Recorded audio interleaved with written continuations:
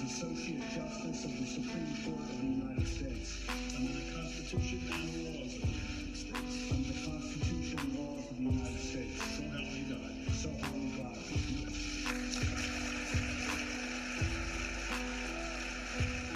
Two different movements, one that created structural change and one that didn't.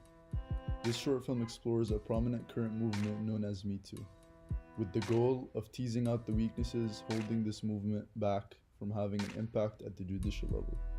To understand what is missing in Me Too, we will delve into two successful movements from the past: Martin Luther King's civil rights movement in 1963 and the Women's Suffrage March in 1913. Through evaluating what made those two movements successful in creating judicial change, we can hopefully begin to glean insight into what Me Too might need to create long-lasting change.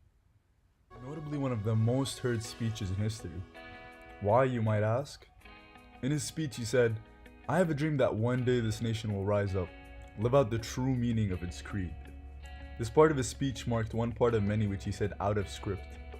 Even King's speechwriter Clarence Jones knew what was going on when he told the person seated beside him, "These people out there today don't know it yet, but they're about ready to go to church." In other words, his speech would soon turn into a sermon. This just goes to show the creativity MLK possesses. His creativity created the unity in his movement that finally led to the Civil Rights Act. Not only that, but Martin Luther King's civil rights movement had a specific ask. They wanted to fulfill the Civil Rights Act. Another notable movement that took place long before the civil rights movement is the women's suffrage movement. Women all across the country planned out their march through the National American Women's Suffrage Association, otherwise known as NAWSA, which was led by 28-year-old Elise Paul. 2 months after they started planning, they raised nearly $15,000, which is approximately $360,000 today. They distributed that money and transported and housed thousands of women from around the world, secured multiple permits for the parade and related pageant rally and open-air meetings.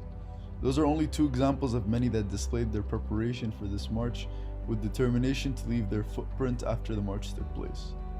Looking at images of the march is just another indicator of how structured they were.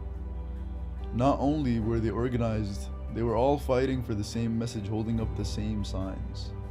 And finally, once again, they had a specific ask. They wanted the right to vote. If you haven't noticed already, I stressed the idea of how a major part of the last 2 movements' success is that they had a specific ask, which is something the Me Too movement lacks in. Yes, it's true that their goal is to put an end to sexual assault in society, but if we examine their goal, there really is no specific ask.